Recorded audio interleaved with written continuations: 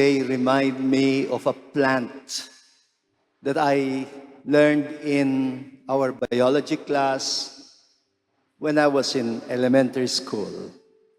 Ang pangalan ng plant is Venus flytrap. You know, this plant has leaves that fold in two parts and are surrounded by spikes.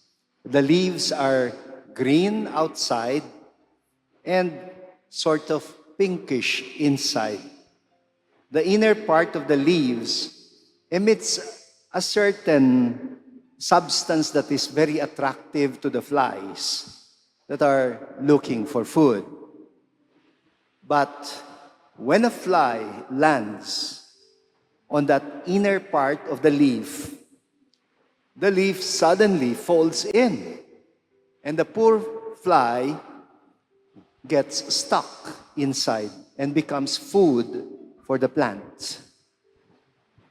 They look like regular plants, but actually they are very dangerous to insects. I remember our teacher in biology calling them carnivorous plants. Meron palang ganon, carnivorous plants. They pretend to be offering food or offering to feed the insects, but they actually attract the insects precisely to feed on them, para kainin sila. In our first reading, St. Paul is warning the Thessalonian community about people like this. And he calls them agents of disinformation. Sabi ni St. Paul, well, they should not be shaken out of their minds or alarmed by a spirit or by an oral statement or by a letter allegedly from Paul to the effect that the day of the Lord thou was at hand. Apparently, there were false disciples that were circulating fake letters allegedly written by Paul. Letters of Paul that were not written by Paul.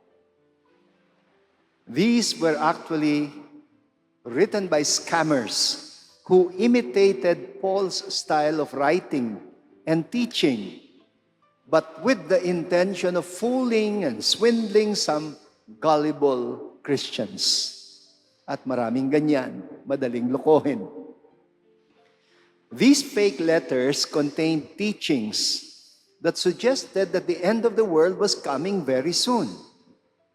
And since the Lord's coming was supposedly about to take place anyway, what was the point in holding on to their properties, their material goods? And so, itong mga swindlers na ito, they instructed people to surrender all their belongings, all their properties to them.